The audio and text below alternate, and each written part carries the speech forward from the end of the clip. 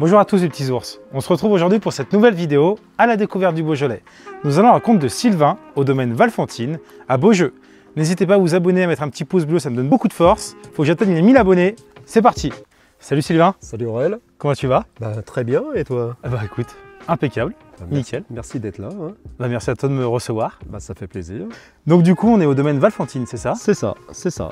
Donc c'est un domaine qui a été créé en quelle année? Tu as combien d'hectares? Alors c'est un domaine qui a été créé en 1996. J'ai repris les vignes de ma belle-mère qui était là avant. Et donc quand elle a pris sa retraite, j'ai repris l'exploitation. Donc ça va faire ma 30e récolte cette année. Ok. Donc ça commence à faire un bail. Ça commence à... Ouais. Là maintenant actuellement j'ai 6 hectares, dont 5 hectares et demi en production. J'ai un demi-hectare qui a été planté cette année. Ok. Et donc j'ai diverses appellations maintenant, il a fallu des années pour y arriver. Et là je produis donc du Beaujolais Village principalement. Sur Beaujeu on a que du Beaujolais Village. D'accord. Alors en rouge, en blanc, en rosé, pétillant rosé. Et je produis aussi du Brouilly et du Chirouble. Ah voilà, bien, voilà. Deux belles appellations. Voilà, le Chirouble est arrivé en 2014, le Brouilly en 2018. D'accord. Donc ça a été des opportunités de reprise de vigne, donc en achat et en fermage. Et donc maintenant j'ai une gamme qui est assez intéressante, j'ai 8 vins différents. Donc là je m'arrête là parce que j'ai plus de place, j'ai plus assez de cuves pour en prendre plus. Ça fait déjà bien, ça fait déjà pas mal. C'est déjà pas mal. Donc j'ai 4 hectares que je vinifie moi en direct à la maison. J'ai 1 hectare et demi qui part en cave coopérative à la cave coopérative de Bel Air. Ok. Et donc j'arrive à travailler tout seul parce que j'ai pas une grosse superficie en fait. Enfin, après, je prends des prestataires de services pour faire 2-3 boulots. Pour les vendanges, bien sûr, j'embauche parce que ici tout est fait à la main. Okay. Donc, j'ai pas de vendange mécanique. Et puis, parfois, j'embauche ma femme, des gens qui passent à côté, je les alpague. Mais les marcheurs, allez, venez travailler. Les marcheurs viennent travailler. Non, mais j'arrive à me débrouiller à peu près tout seul pour l'instant. Voilà, c'était un petit peu le but du jeu. D'arriver un petit peu à tout maîtriser soi-même, d'avoir une petite surface pour pouvoir vraiment tout faire de A à Z. Voilà. Trop bien. Et donc là, je fais vraiment de la plantation jusqu'à la bouteille qu'on va trouver sur notre table, quoi. Donc pour l'instant, ça fonctionne plutôt pas mal. Impeccable. Voilà. Et là, du coup, c'est tes vignes qui sont vraiment collées à ton habitation, à ton cuvage? Ouais, alors ça, c'est les vignes qui sont près de la maison. Donc là, j'ai pas loin de 4000 mètres en superficie. Là, ce sont des vignes qui ont entre 80 et 90 ans. J'arrive pas vraiment à savoir parce que là, ça commence à faire pas mal d'années. C'est des anciennes? C'est des anciennes vignes. J'ai plus vieux que ça, j'ai plus jeune aussi. Et là, on est sur des vignes qui sont encore à 10 000 pieds hectares. Donc tu vois, on ne voit pas les rangs, c'est assez compliqué de travailler des vignes comme ça. Et par contre, ça fait des rendements qui ne sont jamais extraordinaires, mais à peu près toujours les mêmes rendements, puis avec des raisins qui sont magnifiques. Donc la pente, c'est quand même quelque chose de qualitatif pour nous. Pour faire du bon vin, et quand on a de la pente, c'est quand même pas mal. Après, au niveau du travail, c'est beaucoup moins bien. Ouais, c'est plus compliqué, c'est pas mécanisable déjà. Ouais, ça ce sont des vignes qui sont condamnées à disparaître une fois que j'aurai arrêté, parce qu'à mon avis, ça n'intéressera personne de travailler dans des vignes comme ça, parce qu'il y a des vignes qui sont quand même beaucoup plus faciles à mécaniser. Maintenant, on replante des vignes qui ne sont pas du tout comme ça. On va planter beaucoup plus large, avec un palissage, et on va enherber au milieu, on va pouvoir travailler les sols, et on va surtout pouvoir travailler mécaniquement. Rogner mécaniquement, c'est-à-dire cisailler.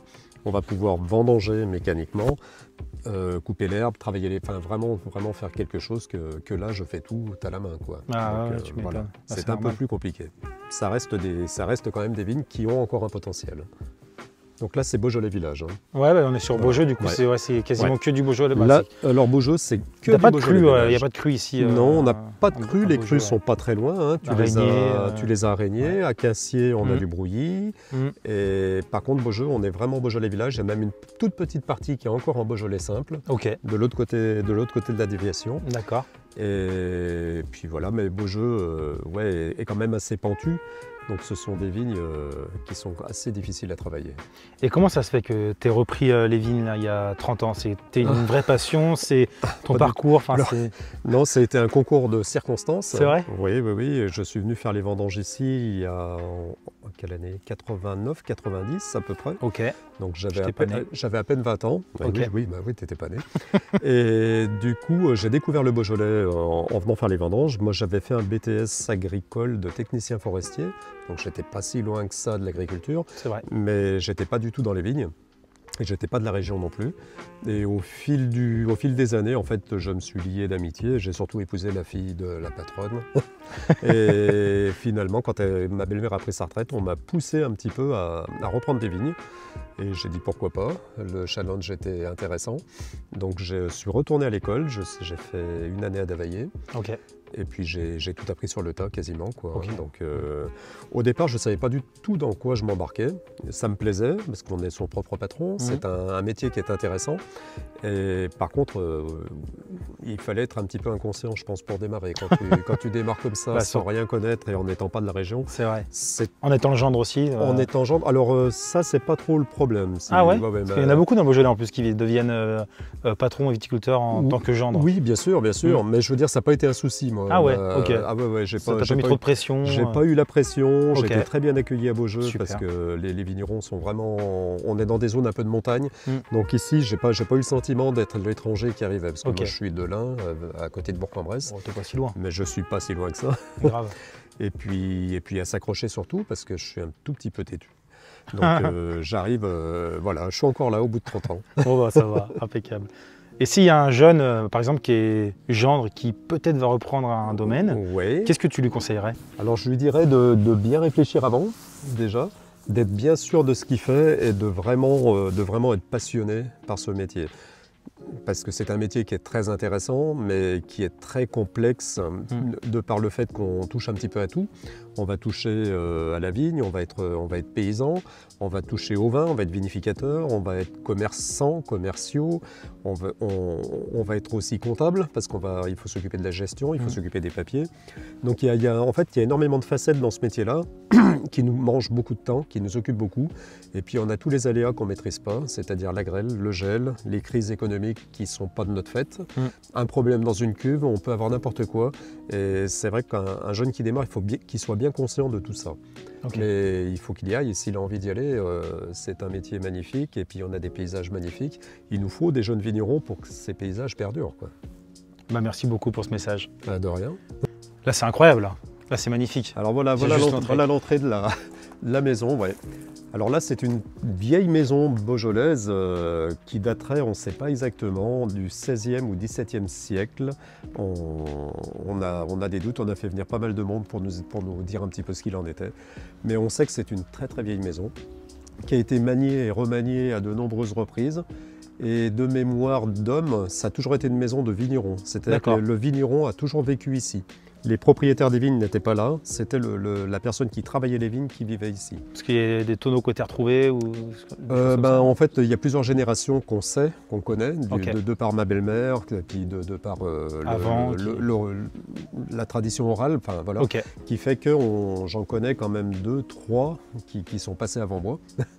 Et là, par contre, c'est une maison qui a été fortement remaniée, parce qu'on a racheté la maison en 2011. D'accord. Avant, j'étais pas propriétaire de la maison. On a eu l'opportunité de la racheter à nos propriétaires. Et du coup, on a fait pas mal de travaux. Donc, on a cassé pas mal de choses, on a refait pas mal de choses. Et c'est une maison qui est super jolie, qui a un très très beau potentiel.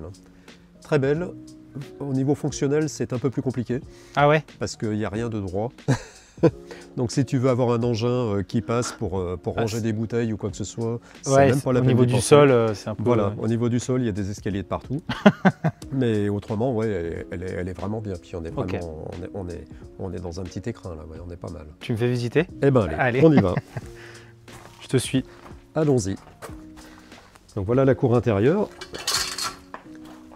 où les gens viennent par ici en règle générale. Alors ceux qui connaissent vraiment bien la maison parfois passent par derrière, mais là c'est vraiment l'entrée de la maison. Et donc ici, tu vois, tu as la cuisine d'été qui était un poulailler. Un poulailler à l'époque? C'était un poulailler à l'époque. C'est ouf. Donc du temps de ma belle-mère, c'était un poulailler. Donc là, on a tout refait, tout cassé, tout refait. On a refait la toiture aussi. Et là, c'est devenu la cuisine. Maintenant, tu fais cuire des poulets. Écoute, pourquoi pas? Entre autres, on peut faire cuire des poulets. Ouais, parce que dans le temps, tu avais la basse-cour, tu avais l'écurie du cheval, tu avais l'écurie des vaches. Donc en fait, la vigne, c'était vraiment une petite partie. Et les gens ne faisaient pas de bouteilles, donc ils avaient besoin que d'une cave. Et ils avaient les bêtes pour pouvoir vivre, pour faire le lait, pour pouvoir faire du troc aussi. C'est fou. Et ça a bien changé, c'est pas si vieux que ça quand on réfléchit. C'était quoi, il y a 100 ans? Oh non, ma belle-mère a connu ça, je pense. Hein, il y a 80 il y a 80 ans, ouais, 70 ans, c'était encore un peu comme ça. C'est ouf. Et donc ça a beaucoup changé. Et donc là, on arrive donc là dans la cour intérieure. Donc là, c'est la cuisine des vendangeurs aussi, entre autres, mais c'est surtout la nôtre quand même. Et puis là, on arrive dans le côté principal. Donc là, avec les doubles balcons, c'est une maison que j'ai pas vu ailleurs. Ces doubles balcons, c'est quelque chose d'assez atypique. C'est grave. Que j'ai pas trouvé ailleurs dans le Beaujolais. Alors je sais pas pourquoi. C'était déjà comme ça d'origine. Hein. Ah ben là, par contre, là, on est vraiment on baigne dans l'origine. Nous, on n'a rien changé. Hein. On a juste refait un peu les joints, changé quelques pierres, et puis refait un petit peu. Un peu de peinture aussi. Et puis voilà. La peinture a pas fait de mal non plus, mais la maison en elle-même a pas bougé. Hein. Ça n'a pas bougé. J'aime trop.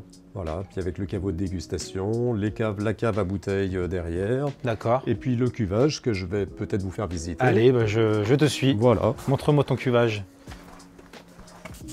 Et voilà le cuvage. Donc voilà la pièce en fait qui sert, on va dire, entre 20 et 30 jours par an. Et qu'il restant du temps, attend les raisins. Okay. Voilà, parce que ça, c'est vraiment le cuvage pur, c'est-à-dire que moi, je ne stocke pas de vin ici, parce que c'est à tous les vents. Donc l'hiver, il fait très froid, l'été, il fait chaud. Donc c'est pas du tout le lieu pour stocker du vin. D'accord. Et donc en fait, c'est vraiment ici qu'on vinifie. Ça sert uniquement à stocker les raisins, à réceptionner les raisins, et à ce que les fermentations se passent ici, quoi, en fait. Okay. Donc là, ça commence à se préparer, pas encore, parce qu'on est fin juillet, mais dans un mois et demi, il y aura des raisins ici. Là, ça va tourner. Donc là, il faudra que tu reviennes, tu verras, les odeurs ne seront pas les mêmes, les bruits ne seront pas les mêmes, c'est clair. Ouais, ce ne sera pas du tout pareil. Hein. Et donc, en fait, moi, je réceptionne les raisins, donc on travaille tout à la main. Et donc, j'ai un bac à vendange derrière un pick-up. J'ai un collègue qui a le même bac à vendange aussi derrière un pick-up. Et donc, en fait, quand il y en a un qui se remplit à la vigne, l'autre vient se vider ici. On arrive là, à reculons. Et en fait, les raisins vont monter, grâce au tapis roulant, dans ces 4 cuves. Donc, j'ai une cuve par appellation. Beaujolais Village Nouveau, je fais un petit peu de nouveau, Brouilly et Chirouble. D'accord. Après, il n'y a pas une cuve attitrée qui va servir qu'au Brouilly. Hein. Enfin, voilà, c'est selon. Et donc là, en fait, les raisins arrivent entiers, je n'égrade pas, je garde vraiment les raisins entiers, c'est vraiment la vinification beaujolaise traditionnelle. Okay. Et donc, ces raisins entiers vont fermenter, c'est-à-dire que le sucre du raisin va se transformer en alcool en plus ou moins longtemps, selon le temps que je veux moi, selon le vin que je veux obtenir aussi. Donc 5-6 jours pour les primeurs, et pour les vins de garde, ça va durer entre 10 et 15 jours à peu près. Donc selon les années, ça peut changer aussi. Hein. Et donc là, ça va se passer pour les rouges comme ça, donc en raisin entier, et pour les blancs et pour les rosés, parce que je fais aussi quand même pas mal de blancs et pas mal de rosés. Donc les blancs et les rosés arrivent en raisin ici, mais au lieu de partir dans une cuve, ils vont aller directement au pressoir. Voilà. Ouais. Donc je vais faire du jus de raisin. Ce jus de raisin va partir dans ces cuves derrière Landry. Ouais, il y a une cuve qui est affiliée au blanc, c'est celle de gauche, et la cuve de rosé qui est au milieu, là où il y a l'échelle. Et donc là, en fait, c'est du jus qui va fermenter. Pour le rouge, c'est du raisin qui fermente. Pour le blanc et le rosé, c'est du jus. Donc il y a quand même pas mal de différences du coup au niveau gustatif après la finale. Et c'est pas les mêmes choses qui vont travailler, parce que le rouge, on va chercher un peu les tanins, on va chercher la couleur surtout. Donc on fait fermenter nos rouges à entre 25 et 30 degrés à peu près en règle générale. Et pour les blancs et les rosés, le fait que ça fermente en jus, on ne va pas avoir de tanin, parce qu'on a enlevé tous les pépins, on a enlevé ce qu'on appelle la rafle, donc ce qui tient les grumes. Et donc là, ça va fermenter à 15 degrés. D'accord. Voilà. Okay. Ça fermente à froid pour garder les arômes. Et le rouge, ça va fermenter un petit peu plus chaud pour essayer d'extraire un maximum d'anthocyanes, c'est-à-dire la couleur, et puis de tanin pour avoir des vins de garde. Pour les vins de garde. Pour les primeurs, justement, je ne les laisse pas cuver trop longtemps pour ne pas avoir les tanins qui arrivent qui soient trop rêches. Parce que le but du jeu d'un bon primeur, c'est justement qu'on n'ait que le fruit. C'est ça. Voilà. Et donc là, voilà où tout se passe en fait, hein, voilà où l'année, où mon année se finit, elle finit ici. Donc là, il ne faut pas se louper.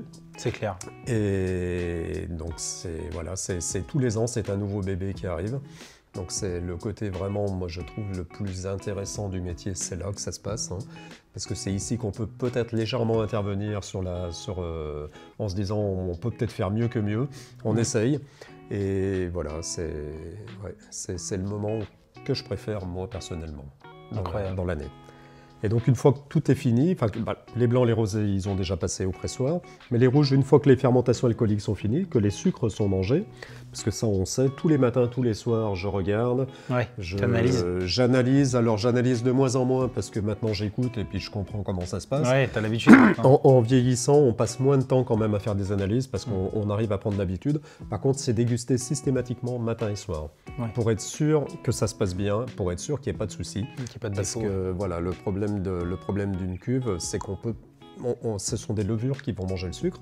Parfois, on peut avoir des levures qui ne sont pas intéressantes, qui vont venir là au milieu, ou des bactéries, ou d'autres choses, et qui peuvent mettre le feu dans la cuve. Surtout pour le vigneron, ça peut nous faire des cheveux très très blancs. Ça peut arriver. Donc... c'est mieux que ça n'arrive pas. C'est mieux que ça n'arrive pas, donc on essaie de prévenir tout ça. Donc c'est pour ça que tous les matins, tous les soirs, moi c'est dégusté. Je regarde et si j'ai le moindre doute dans quoi que ce soit, je fais appel à un ami qui est un œnologue, ça tombe bien. Parfait. Et voilà, et comme ça on corrige tout de suite la chose. S'il y a un problème, ça peut arriver. Ça peut arriver. On n'est pas à l'abri de soucis dans les cuves, surtout avec ces années chaudes qu'on a là depuis quelques années. Les années chaudes, on fait des super vins. Par contre, au niveau des vinifications, on peut avoir plus de soucis. Parce que les raisins arrivent chauds, ils peuvent déjà presque être limite en train de fermenter quand on les amène ici. C'est clair. Donc on ne maîtrise pas tout. Donc il faut vraiment faire très attention, il faut être très pointu. Une fois que les fermentations sont finies, le raisin va passer dans le pressoir, il va faire comme pour le blanc et le rosé. Et là, le jus ensuite va tout finir sous nos pieds. Donc là, on a 3 trous qui sont pratiqués dans le béton. Ah ouais, t'en as un là. Et là, en fait, j'ai la cave qui est sous nos pieds et donc le vin va descendre par gravité. Très bien. Donc là, j'ai pas besoin de pompe. Je mets un tuyau, je fais aller dans mes foudres en dessous et donc ça va descendre tranquillement. Ah, tu stockes en foudre? Et je stocke tout en foudre. Alors foudre en époxy avec un revêtement époxy à l'intérieur. D'accord. C'est une résine alimentaire qui recouvre mes foudres. Alors c'est des foudres de béton au départ. Et l'époxy, je trouve que c'est super pour plusieurs raisons. Alors déjà, ça va conserver la qualité intrinsèque du vin, c'est-à-dire que le côté terroir, on va l'avoir. Le contenant ne va rien amener. Et il ne va rien enlever au vin. Voilà, il est juste là pour que le vin ne parte pas dans le sol. Et l'époxy est encore aussi intéressante, c'est pour le nettoyage, ça se nettoie très facilement.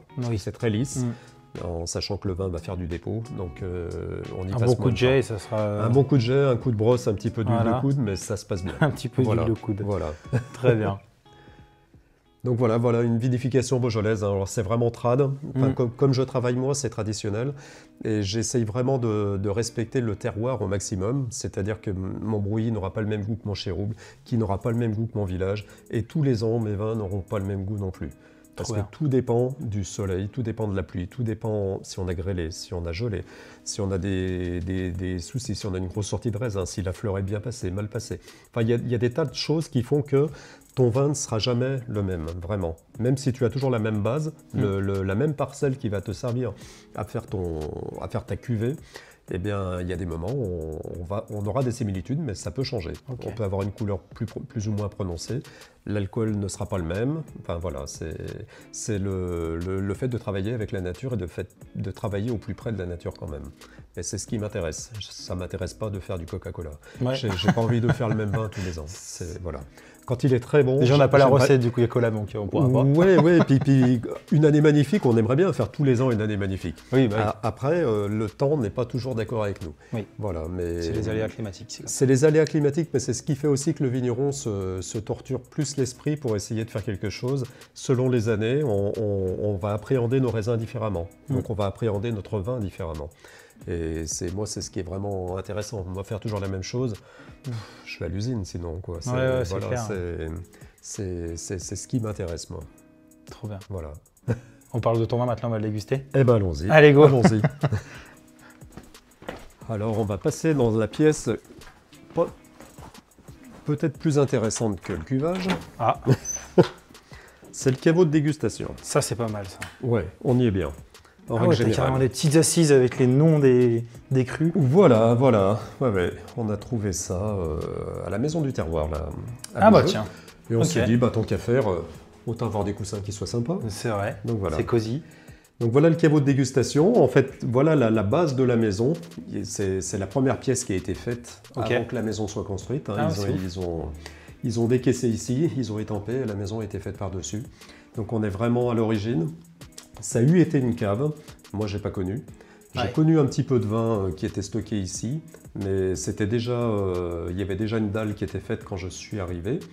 Et donc c'était le local des vendangeurs aussi. C'est là où ils mangent le matin, le midi, le soir. C'est leur cantine. Et puis ben, j'en ai fait donc moi mon local de dégustation quand je me suis mis à faire de la bouteille en fait. Trop bien. Voilà. C'est sympa en vrai. Donc un petit peu frais l'été, l'hiver on est très très bien parce qu'il fait beaucoup plus chaud que dehors, donc on n'est pas trop mal. Grave. Dans une cave on est toujours bien finalement. Dans une cave on est toujours bien. Alors on va commencer par un Beaujolais Village Blanc 2024, donc Chardonnay, 100% Chardonnay. Je te disais qu'en Beaujolais c'était 100% Gamay pour les rouges et les rosés, et pour les blancs c'est 100% Chardonnay. Qui représente environ 5%. Alors, je pense bien 5% maintenant. Parce qu'il y en a qui plantent de plus en plus de blanc. Oui, le chardonnay a monté en volume, on va dire, parce qu'en fait, on est parti de très très bas. On est parti de rien, ou 0,5% en chardonnay. Et petit à petit, en fait, les vignerons qui font de la vente directe se sont mis un petit peu à faire du chardonnay pour avoir une gamme différente. Et ils s'en fait beaucoup aussi pour les vins de base, pour les créments de Bourgogne. Donc le chardonnay est recherché à ce niveau-là. Donc il y a des vignerons qui ont des contrats avec des maisons de Bourgogne, comme Veuve Vandal, comme Critère, enfin des choses comme ça, où les gens viennent chercher les mous de raisin dans le Beaujolais. Ah ouais, carrément. Voilà. Je savais pas ça. Ça, c'est une parcelle qui est sur Quincier en Beaujolais. D'accord. Pour 2 tiers. Alors pour 2 tiers à Quincier, et j'ai un tiers qui est sur Lantigné. Parce que j'ai replanté de la vigne il y a 5 ans en blanc. Parce que ça marche très bien et j'arrivais à pas avoir assez de volume en fait pour satisfaire la clientèle. Merci beaucoup. Hop, là maintenant on est bien. Ah là on est bien là. Ah là, parfait. Alors 2024, année pluvieuse, année difficile à travailler. Mais sur des vins vraiment d'apéritif qui sont très faciles à boire. Enfin, je vous laisse goûter. Santé. Santé. Santé Aurèle. Landry. Excuse-moi. T'as inversé. Tu couperas. Tu couperas.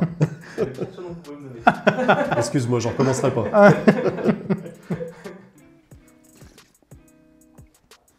Nickel. 100% en cuve, il n'y a pas du tout d'élevage en fût là-dedans. Donc on est sur un vin qui est assez minéral, je trouve, qui est fruité, qui est assez long en bouche quand même. Mais c'est vrai que ça fait combien d'années qu'on fait du Beaujolais blanc ici? Environ, qu'on commence à se faire connaître par rapport au Beaujolais blanc? Alors, ça doit être assez récent, j'en ai aucune idée. Ouais, quand je suis arrivé, ils s'en faisaient un petit peu, mais dans l'extrême nord du Beaujolais. Donc vraiment les sols, les terroirs presque à Mâconnais. Et dans l'extrême sud, où ils avaient des sols relativement un peu similaires, il y avait certainement de très bonnes choses, mais on ne les goûtait pas parce qu'il y en avait trop peu. Et en fait, je pense que c'est dans les années 2005-2010 où les gens se sont mis à planter du blanc. C'est un petit peu suite à la crise du vin qu'on a subie en 2001-2002. En fait, le Beaujolais, c'est des successions de crises. Et du coup, le fait de changer un petit peu, de s'étoffer, eh ben, ça permet d'avoir une gamme différente et puis de vendre un petit peu mieux. Donc ça, le chardonnay est arrivé un petit peu comme ça. Et je pense qu'on a fait de plus en plus de ventes directes, parce que la vente directe n'existait quasiment pas avant, parce qu'on vendait très bien au négoce. Mais quand le négoce a moins acheté les vins, bah, il a fallu se débrouiller. Voilà, donc vente direct aux consommateurs. Voilà, puis quand tu fais qu'une gamme de vins, tu fais goûter des rouges à 8 h du matin, c'est compliqué. Donc les rosés... Sauf si tu as commencé à 6 h et que tu as le casse-croûte avec. Par exemple, oui. Et pourtant on a des rouges légers, mais là c'était quand même un peu compliqué. Tu as commencé en quelle année à faire du blanc? Alors on a planté en 2009, la première récolte c'était 2011. Tiens, j'ai mis des petits... c'est quoi ça? Entre chacun. Ça c'est du pain au lardon comté. De la frappe. C'est bon ça. Ouais. Merci. Ouais, merci beaucoup. J'aime bien pour la dégustation ça. Ça permet de se remettre en bouche pour le suivant. Grave. Bonne idée ça. Parce que le vin à déguster sans rien manger, il faut avoir l'habitude. Souvent, tu en goûtes un, tu en goûtes deux, ça va bien. Arrivé au troisième, ça peut devenir compliqué pour les gens qui n'ont pas l'habitude. Il faut changer de goût en bouche. Voilà. Les papilles gustatives se renouvellent. Ouais, exactement. C'est ce qu'on met d'ailleurs dans les concours de dégustation, on met souvent du pain, tout simplement. Donc le pain permet de se refaire un petit peu le palais. Et donc on va quand même passer à la partie principale, parce que le blanc représente représente 15% de mon exploitation. Le rosé, pas loin de 10. Le pétillant, 5-6. Le pétillant, tu le fais faire Alors, ouais, en Bourgogne? Je le fais faire chez Leroy à Fleury. Donc c'est un élaborateur à façon qui, lui, va faire la prise de mousse. Il va faire refermenter le vin chez lui. Et je le récupère embouteillé, cartonné. Ouais. Étiqueté. Étiqueté, oui. Ah ouais. Pour te donner une idée, je reste encore à 70% de rouge. Ouais. Je passe là. Landry. Landry. Ah bah je ne vais plus te rappeler Aurel. Hein. Après tu te fais engueuler sinon. Bah oui, mais je me serais engueulé moi-même. Alors là, on va passer donc sur l'appellation principale de mon exploitation. C'est le Beaujolais Village. Parce que comme Beaujeu, c'est quand même la majorité de mes vignes sont situées sur Beaujeu. Lantigné qui est aussi en Beaujolais Village. Quincier qui est en Beaujolais Village. Donc Beaujolais Village, ça représente quand même la grosse partie. Et donc ça, ce sont des vignes qui sont à 500 mètres de la maison, sur des terrains, alors là, très très pauvres, granitiques, on est presque sur la roche directement. Ah ouais. Une roche mère, mais qui n'est pas super dure, qui a été quand même déjà bien érodée. Et c'est au lieu-dit qu'on appelle Chantemerle. Et ce sont des vignes qui ont bien 100 ans passé maintenant. Ok. Donc qui sont très bien racinées, qui supportent bien la sécheresse, qui supportent bien les excès de pluie. Par contre, qui vont faire des rendements assez petits, on va dire, hein, parce que j'ai souvent des petits raisins. Mais par contre, ça reste quasiment tout le temps pareil. Ok. Et c'est pour ça que je les garde, que je ne les replante pas pour l'instant, parce que je suis vraiment content du résultat. C'est des vignes qui se sont super bien adaptées à leur type de sol. Donc plein sud. Alors plein sud, c'est très intéressant. Les années très chaudes, ça peut l'être un peu moins, parce que les raisins arrivent à confire. Maintenant, avec les années chaudes qu'on a, ça devient vraiment compliqué de travailler des versants sud. Et par contre, on a une matière, on a une richesse en alcool qui est énorme. Ok. Voilà. Donc là, c'est un millésime 2023 en Beaujolais Village. Ils sont à la framboise, de ouf. Oh, peut-être pas tant. On va faire un deuxième nez en l'autre coin. Ça sent très bon, ouais. Enfin, c'est très aromatique. Ouais, grave. C'est une petite confiture. Un petit peu. Il commence à sentir la confiture. Au départ, il sentait plus le fruit frais, même la fraise. Il n'y a pas si longtemps que ça, je trouvais qu'il était très fraise. Et là, il commence à partir sur la confiture, jusqu'au moment où il va finir sur un côté noyau. Ah ouais. C'est un très bon équilibre. Toi, tu bosses bien, hein. Franchement, il est vraiment bon. Ben, là, je suis vraiment content du millésime. Ouais. 2023, ça a été vraiment une année que je voyais pas du tout facile non plus. C'est une réussite. Et dans le vin, ça a été une réussite, ouais. Mais c'était pas gagné au départ. Hein. Donc la vinification, pareil, en vendange entière, donc comme tout ce que je fais. Ok. Ça avait dû rester 13 jours, je crois, en cuve, pas plus, parce que la matière était arrivée tout de suite. Hein. J'ai jamais énormément de couleurs dans ce que je fais d'habitude. Alors ça vient de mon terroir, de ma façon de travailler.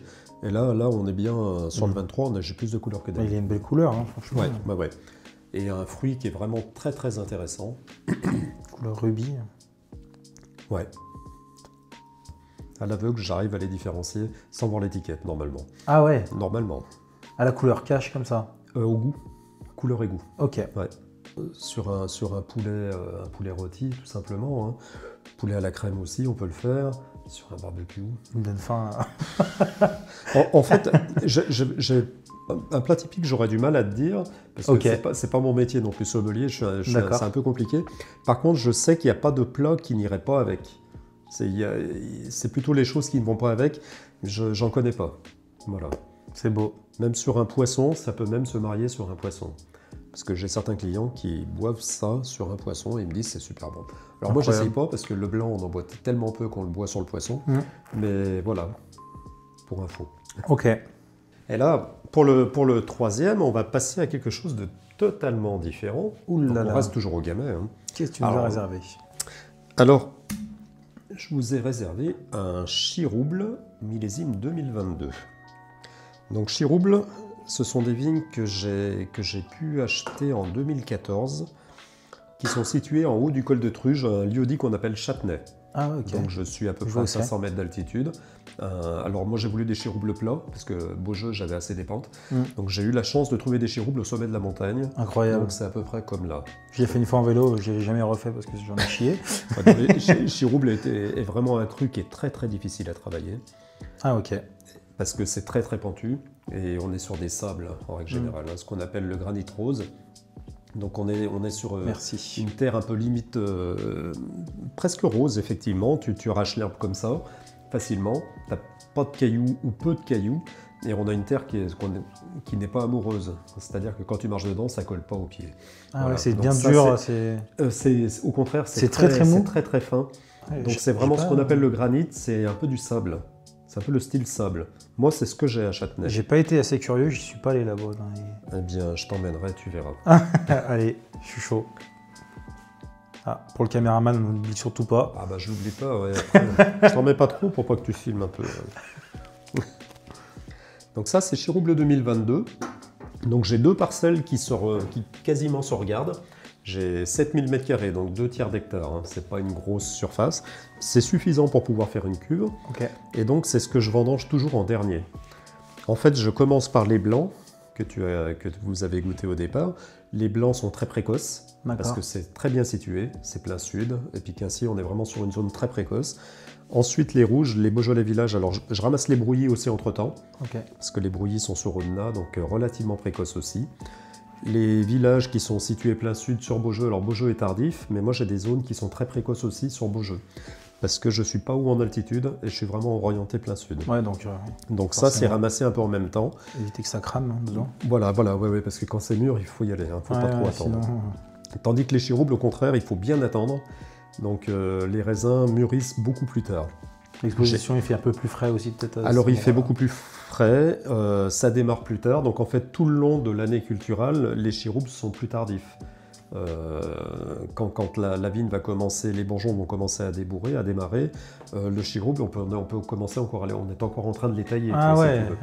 Donc on a bien 15 jours d'écart entre chirouble et puis les zones vraiment précoces. On n'est pas sur le même nez déjà. On n'est pas sur la même année non plus. Donc c'est vrai que à comparer, c'est un peu plus compliqué, bien que les 2 années se ressemblent. Donc là, on est dans un vin, je trouve, plus complexe que le village. Le village, on était sur le fruit, sur la confiture, comme tu dis. Là, on est sur un côté, je trouve, plus épicé, plus alcooleux presque au nez. On est un peu moins sur le fruit. On est un peu moins sur le fruit frais. C'est ça. Ouais.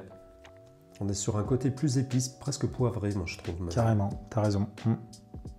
Donc là, l'âge moyen des vignes tourne autour de 80 ans. Ah ouais. Ouais, c'est pas tout jeune. Hein. Mais ça a été très bien travaillé avant moi.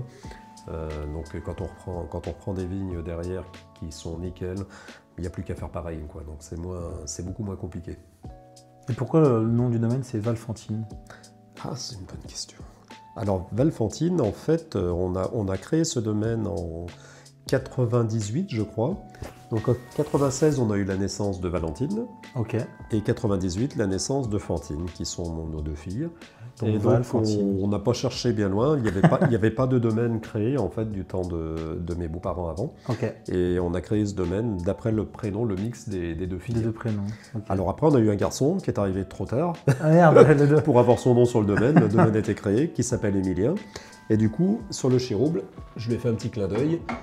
On lui a fait un petit clin d'œil. C'est cuvée Émile Essence. Émile Essence. Voilà. Parce que je dis, je suis tout seul à travailler, mais avec mon épouse, on communique beaucoup. Elle m'aide aussi beaucoup parce qu'elle est née dans le vignoble. Okay. Et donc tout ce qui est fait à 2, voire 3, voire 4, voire 5. Ok, d'accord. Voilà. C'est une histoire de famille. Et tu vas reprendre le domaine, tu penses, Emilien, ou il n'est pas du tout là-dedans? Emilien n'est pas parti pour l'instant. Okay. Il travaille ailleurs, il est très bien là où il est. Très bien. Il vient m'aider de temps en temps, mais voilà, il connaît. Il connaît pas le métier en plein, mais bon, il a baigné dedans depuis tout petit. Okay. Après, souvent les jeunes font d'autres choses et puis reviennent autour de 35 ans. T'as raison, parce que j'aime un de mes meilleurs amis, son père est viticulteur, il a un autre fils, il n'est pas du tout dans le côté viticulteur, il n'aime pas ça du tout. Ouais. Mais par contre, l'autre, il est... T'as une guêpe, attention. Ah, c'est une guêpe. Ouais. Tiens. Elle nous rend visite. Ouais. Et donc du coup, je disais, là pour l'instant, il est paysagiste, mais ça l'intéresse un peu quand même. Ça le titille. Voilà. Il a dit plus tard, il va venir reprendre peut-être le domaine, mais pas tout de suite. Il veut faire son truc de son côté pour l'instant. C'est bien justement d'avoir des expériences. Alors parfois, il arrive que les jeunes partent d'ici, vont partir en ville, dans des grosses villes, à Paris ou ailleurs, et puis ils vont avoir... ça va pas aller parce que ils sont nés à la campagne. C'est ça. Et ils vont avoir un besoin de revenir aux sources. Ça arrive, ouais. Et qui vont retourner à l'école à 30, 35, 40 ans. Je connais des gens qui se sont remis au métier beaucoup plus tard. Mais après, il faut vraiment avoir envie, quoi. Faut avoir décidé de reprendre. Ah, c'est... Puis il faut avoir le courage de reprendre, parce que plus on reprend tard, plus c'est dur quand même.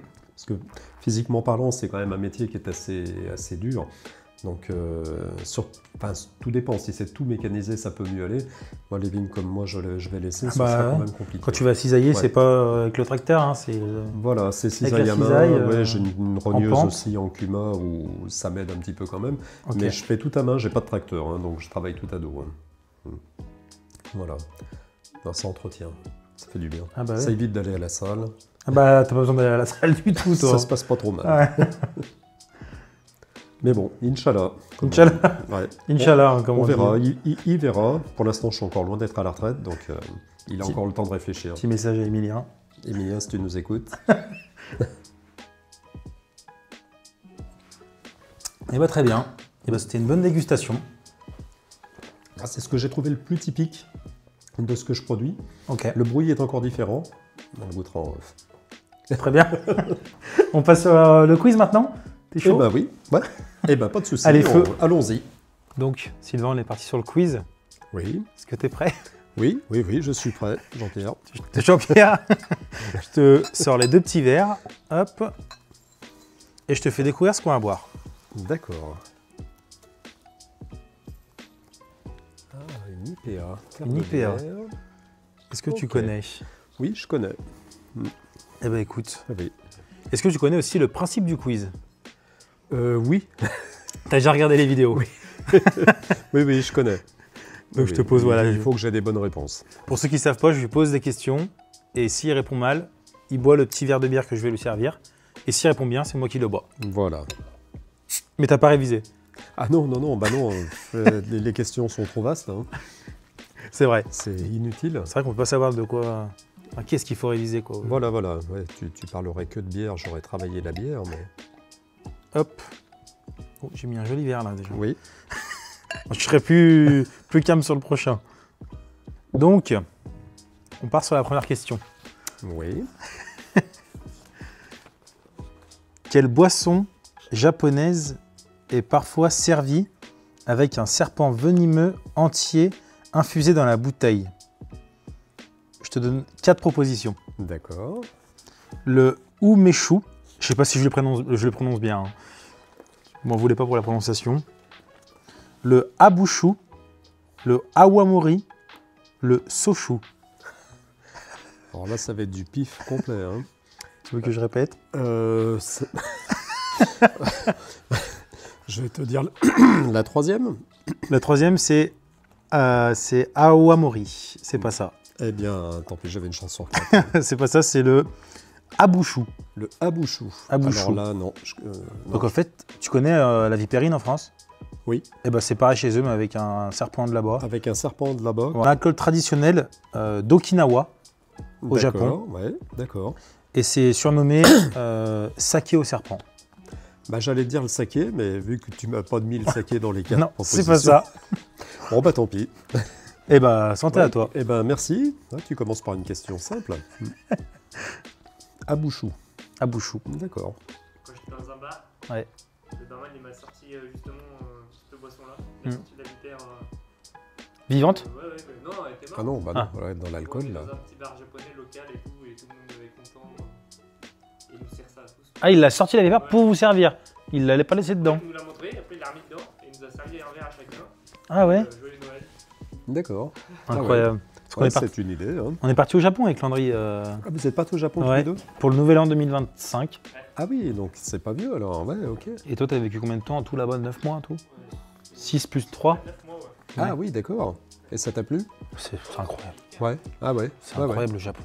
Ouais, j'ai des copains qui y sont allés aussi et ils ont adoré aussi. Ah ouais, non mais c'est ouf. Hein. De quelle plante est issue la tequila? Le cactus, l'agave bleue, l'aloe vera ou le yucca? Alors je voudrais dire le cactus. C'est l'agave bleue. C'est l'agave bleue? Ouais. Oh, c'est pas vrai. Si. Ah ouais, bah alors j'ai tout faux. J'étais parti vraiment, ouais, tranquille là, ouais. Ah non, non, c'est l'agave bleue. C'est l'agave bleue. Ouais. Ouais. Ah bah tu vois, j'étais vraiment parti sur le cactus. Je pense que tu vas boire la J'ai bouillarde pas tout hésité. seul. Ouais, je vais bien dormir. Elle est très bonne d'ailleurs. Hein. En plus, c'est mon pote, mon collègue Antonin, qui a refait la recette de la bière IPA. D'accord. Et il a géré. Franchement, Ouais, côté super alcool, brasseur. effectivement, ouais. Ah ouais. je t'ai mis une vraie dose par contre.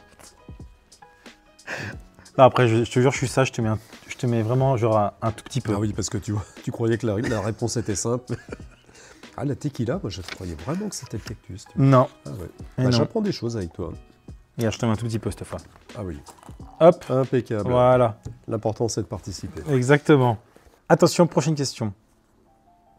Quel pays est célèbre pour ses vins de la région de Mendoza? Le Chili, l'Argentine, l'Uruguay ou le Mexique? Je te pose des questions pas faciles, hein. Mendoza. Le Chili, L'Argentine. l'Argentine, l'Uruguay ou le Mexique. Ouais. Alors je dirais pas l'Uruguay, je ne dirais pas le Mexique. Dans une des deux réponses, J'hésite dans les deux. il y a une des deux, c'est juste. Il y en a une des deux qui est bonne. Mendoza. Soit Chili, Alors, soit le Argentine. Chili, c'est là où on fait le plus de vin, je pense. Et j'aurais tendance à penser que c'est l'Argentine. Allez, je vais me lancer. Hein. L'Argentine. C'est ça, bravo. Bien joué. Ouais. T'as été bon. Tu espérais que j'y arrive parce que tu commences à avoir soif. Non mais belle déduction par contre. Ouais, C'est bien joué. Oui, j'ai déduit comme ça, ouais. Bravo. Elle est bonne, hein. Il est bon, Anto. Il est bon. Enfin une bonne réponse. Allez, parce que tout à l'heure, je t'ai mis une grosse dose, du coup, je me sanctionne. On est... Je me sanctionne. C'est du la coup. parité. Voilà. Ensuite, prochaine question. Allons-y. Quelle boisson alcoolisée est fabriquée avec le lait de yak fermenté en Mongolie? J'ai pas de proposition là. Ah, mais t'as pas de Ah proposition? ouais, ça c'est... Ah là c'est chaud là. Ah oui, oui. Ah là c'est compliqué, ouais. Quelle boisson alcoolisée est fabriquée avec le lait de yak? En Mongolie. Mais là si tu... Je Enfin, l'ai si tu... lu, je l'ai lu. Ah c'est vrai? Oui, je l'ai lu, je l'ai vu dans les documentaires. Ah si t'arrives à trouver par contre c'est incroyable là. Ça, j'aurais dû y réviser. Si tu veux je te donne un indice. Oui, je veux bien. Quand tu fais un accident en voiture, il y a des trucs qui sortent de la voiture pour te protéger. Et ça ressemble à ce mot-là. C'est quoi qui sort de la voiture du coup? C'est airbag. Voilà, et ben ça ressemble de ouf à ce mot-là. Alors, là, franchement, tu m'as bien aidé. Bah tu verras Mais c'est pas venu. C'est pas venu. C'est l'érag. L'érag. Érag.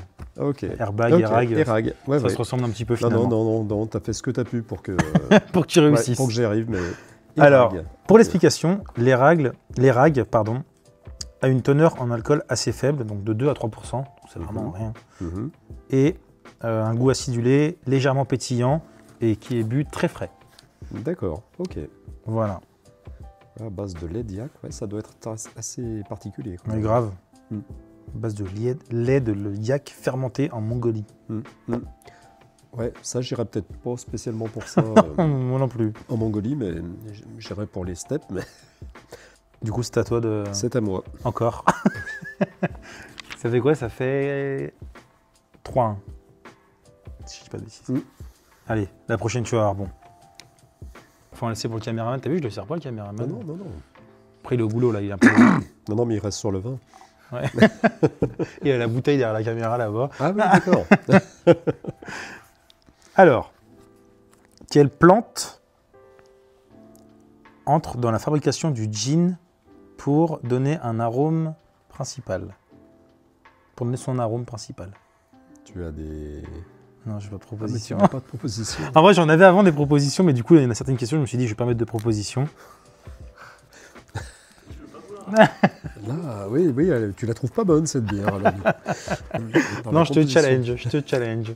Dans la composition du gin pour lui donner son arôme principal. Ouais, c'est Je crois que j'ai jamais bu de gin. une plante. Ouais, c'est une plante. Attends, j'essaie de l'aider, en fait, je réfléchis en même temps. Oh, je sais pas si tu vas trouver si je te dis ça. Allez, j'essaie de te faire deviner. Vas-y. Si je te dis, pardon, De Frontenay, le prénom c'est quoi? Geneviève. Ah, le Genièvre. Voilà, c'est ça, bravo. C'est le Genièvre. Il me semblait. Là, je t'ai bien aidé J'y quand avais même. pensé un peu avant.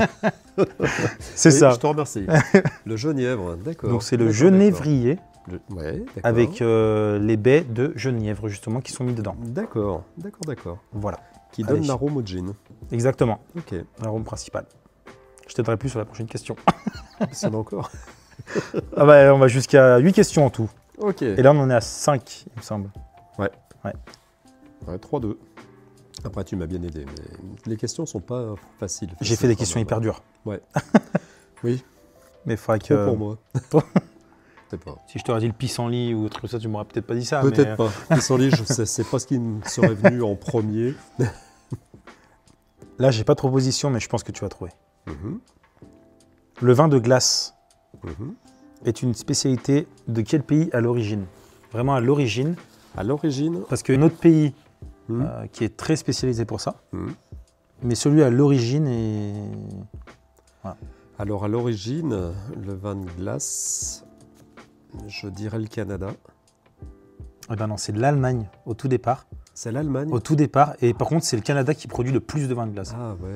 Ouais, c'est trompeur. Ah ouais, bah là je me suis fait avoir aussi. Pour t'expliquer, l'Allemagne, donc ils font le vin de glace qui s'appelle, je sais pas si je vais bien le prononcer, c'est Ice Wine, je sais pas si ça se dit comme ça. Ice wine, ouais. Ouais, ok. C'est pas en anglais, hein, c'est écrit En allemand, en allemand. Ouais. Je n'ai pas fait allemand. moi. c'est comme l'anglais.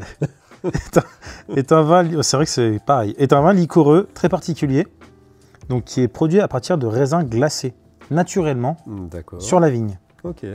Le Canada aussi le fait, Mhm, énormément, mhm. mais ceux qui ont développé la technique, c'est l'Allemagne. Du coup, le Canada ont repris. D'accord, les précurseurs, les premiers à avoir fait Voilà, ça, c'est l'Allemagne. les Allemands. Mais Ok, c'est pas ok. eux qui en font le plus maintenant, Ouais, bah, c'est pour ça, moi j'ai goûté du vin de glace qui venait du Canada. du Canada. Du coup, c'est pour ça, ouais. Ça m'est venu un petit peu Mince. naturellement. Ouais. Bon. Bon, bah tant pis. Tant pis, t'auras le droit de reboire un Ouais, peu de bière. C'était pas ridicule, mais voilà. Bah non, mais tu vois, t'as eu la bonne logique, mais sauf que bah, c'est pas les créateurs. Dommage. Tant pis. Tant pis, la bière est bonne. Là, je t'ai fait une question facile. Là. T'es inquiet quand même quand je dis ça des fois ou pas? Ça fait depuis le début que tu me dis que je vais trouver, et je trouve jamais rien. Non, là, c'est facile, vraiment. Là, c'est facile de ouf. Quel fruit est à la base du calvados? Ah. Est-ce que je te donne des propositions ou tu sais direct? Normalement, je devrais y arriver. Tu veux que je te donne comme les propositions? Non, allez, j'essaye sans filet. La pomme. Oui, bravo, c'est ça. C'est la pomme. Voilà. Je te remercie. Là, pour cette C'est- question comme ça, c'est Ah, bien. celle-ci, elle est facile, ouais. Très bonne, cette bière. Elle est très bonne, ouais. D'où vient l'idée de faire un quiz à la bière, après faire une dégustation de vin comme ça? Alors, en fait, au départ, je faisais des quiz avec de l'alcool un peu plus fort, Mhm. genre du whisky ou des trucs comme ça, ou des Mhm. rhum. Ah ouais. Mais en fait, c'était trop fort. Ouais. Et genre en mode, je me suis dit non, faut quand même calmer le jeu. Ouais. Et ouais, du coup, ouais. je suis passé sur la bière. Ouais, d'accord. Voilà. Ok. Non, mais intéressant aussi. Hein. Plutôt qu'y faire au vin, après avoir fait une dégustation de vin, je me oui, dis. oui, bah, après, c'est compliqué après, Mm. ouais, derrière. Mhm. Voilà, voilà. Ok. Attention, là, on est sur la dernière question. Il y a combien? Il y a 4. 4-3, non? 4-3. Si tu réponds bon, balle au centre. Ouais, bon, on n'en refait plus. Sinon, on s'arrêtera jamais. Bah, faut finir la bouteille, hein. Non, je rigole. Attention, dernière question. Quel pays produit du vin de palme fermenté, appelé aussi toddy? Alors comment il s'écrit? T-O-D-D-Y. T-O-D-D-Y. Attention, je te donne 4 propositions. Ok. Mexique, Inde, Indonésie, Nigeria. Alors, je dirais pas le Mexique. Attention, là tu fais par déduction. Ouais, On va voir si tu vas être parce aussi que bon je que- connais pas la réponse. Hein. Je dirais pas l'Inde non plus. Alors Il reste ça se Indonésie, prononce- Nigeria. Ça se prononce l'écriture est style anglais, anglo-saxon. Toddy. Ouais. Alors je dirais éventuellement peut-être l'Indonésie. Allez, va pour l'Indonésie. C'est l'Inde. C'est l'Inde? Ouais, c'est l'Inde. C'est l'Inde. J'avais juste Inde, Onésien. Ah ouais, finalement, tu décomposes le mot, t'as raison. Il y a un malin, il y a un malin. On va être obligé de boire tous les deux. Alors, pour l'explication, le vin de palme est aussi appelé donc toddy. C'est une boisson traditionnelle fermentée obtenue à base de sève de palmier. Mhm. Et donc, il est populaire dans plusieurs pays tropicaux, mais l'Inde est le plus grand producteur. D'accord. Donc ça veut dire aussi qu'ils en produisent en Indonésie peut-être aussi. C'est possible. Mhm. Mhm. Mais c'est le plus... Il essaie de gratter les réponses. Non, non, pas du tout. Ah, faut que je bois aussi, là, je me documente. Non, mais t'as raison, oui, c'est ça. À mon avis, ouais. l'Indonésie... Mhm. Bah, je pense que l'Indonésie, c'est pas si loin que l'Inde, Oui, l'Indonésie. ils ont surtout des palmiers peut-être aussi. Ouais. Ouais. Mhm. Donc c'est possible qu'ils en produisent aussi, mais le plus gros producteur, ouais, finalement, c'est l'Inde. Ok, d'accord. Voilà. Eh ben écoute, J'ai pas j'étais fait pas des- loin. J'ai pas fait des questions faciles. Mais c'est bien que t'es perdu quand même, faut pas que tout le monde gagne à chaque Oui, fois. oui, oui, bah, oui, oui. Écoute, il faut un gagnant, pardon, hein, à un moment donné. Match nul, c'est pas bon. Hein. T'as le droit de boire, D'accord, tout seul. bon, d'accord. C'est moins rigolo. Si en vrai tu vas essayer de me faire boire en me posant une question compliquée. Voilà, je te mets au défi de me poser une question un peu dure pour que je puisse boire mon verre. Ah, tu veux que je te pose une question compliquée? Voilà, si tu me la poses trop facile sur le Beaujolais, je vais trouver facile. Vraiment. Allez, je vais sortir mon passé de forestier. Oula, oh putain, moi j'ai rien trouvé là-dedans. Non, c'est quelque chose dont on parle maintenant. Hein. Comment s'appelle le ravageur qui est en train de détruire les épicéas en France? Bon, c'est un truc pas rigolo pour finir. Hein. Je sais que les épicéas, c'est des sapins, Mhm. qu'on utilise même pour les sapins de Noël. Mhm. Il y en a beaucoup Le qui ravageur. moi, C'est un ravageur, c'est un donc, insecte. voilà, c'est ce que j'allais dire, c'est que c'est un insecte. Mm. La mythe. Non. C'est le scolite. Le quoi? Le scolite. Je connais pas le scolite. Donc c'est une petite bébête qui fait des trous dans les écorces, Ok. qui rentre dedans. Avec le réchauffement climatique, ils se reproduisent bien assez. Dans l'écorce? Dans le Ouais. sapin? Ah oui, oui, dans le sapin. Dans l'épicéa, ça commence à attaquer les sapins. Ah merde. Et du coup, en fait, on voit énormément d'arbres morts quand tu vas dans le Jura, quand tu vas en Haute-Savoie, Savoie. Ah Donc ça, mince. c'est dû à ça. Ok. Voilà. Scolite. Scolite. S-C-O-L-Y-T-E. Voilà une photo du scolite. Voilà. Alors je fais le malin parce que j'étais dans le Jura ce week-end, c'est pour ça que je m'en rappelle. C'était sûr, je trouvais pas. Eh ben écoute, je t'ai eu. Merci beaucoup Ben merci à toi. de m'avoir accueilli. dans Mais ton de domaine. rien, de rien. C'était un plaisir. Ben plaisir partagé, tu vois. Parfait. Voilà, tu reviens quand tu veux. Eh ben allez, je reviendrai boire un coup de temps en temps. Avec grand plaisir. N'hésitez pas à venir te voir pour faire une dégustation par exemple. Avec grand plaisir aussi. Il t'appelle. Ah oui. Il m'appelle, j'ai une adresse mail, j'ai un Facebook. Donc n'hésitez pas à venir. Hein. Vous serez accueillis en Parfait. séant. Parfait, impeccable.